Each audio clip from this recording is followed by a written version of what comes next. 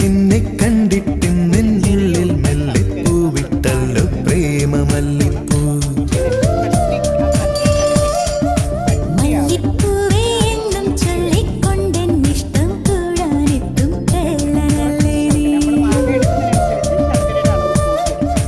ഒന്നു കാണാൻ എത്ര നാളായി കാത്തിരുന്നെന്നോ കൂട്ടിനെത്തിയ പൂങ്കിന പെണ്ണെ. നിന്നെ കണ്ടിട്ട് എന്നുള്ളിൽ മെല്ലെ പൂവിട്ടല്ലോ പ്രേമമല്ലിപ്പൂ.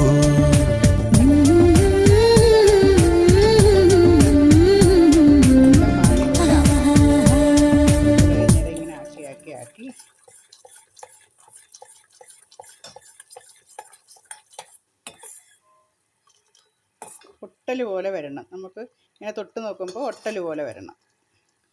ചെറുതായിട്ട് ഒട്ടൽ പോലെ വന്നിട്ടുണ്ട്. നമുക്കിത് ഒന്നും കൂടെ ഒന്ന് ഉരിക്കാം.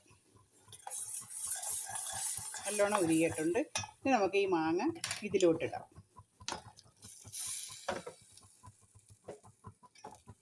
ഇതിലോട്ടിട്ട് ഇത് ഇളക്കണം നല്ലോണം. കണ്ടില്ലേ, ഇണക്ക് ഇളക്കണം. അപ്പോൾ ഇളക്കിയതിന് ശേഷം നമ്മൾ 3 കാശ്മീരി മുളക് ചതച്ചിട്ടുണ്ട്. അത് ഇതിനകത്തോട്ട് ഇടണം. ഇതിനകത്ത് കായപ്പൊടിയോ മറ്റ് സാധനങ്ങളോ ഒന്നും ഇടണ്ട. സ്റ്റൗ ഓഫാക്കുക. ഇനി നമുക്ക് ഇത് ഇറക്കാം. കണ്ടില്ലേ മാങ്ങ?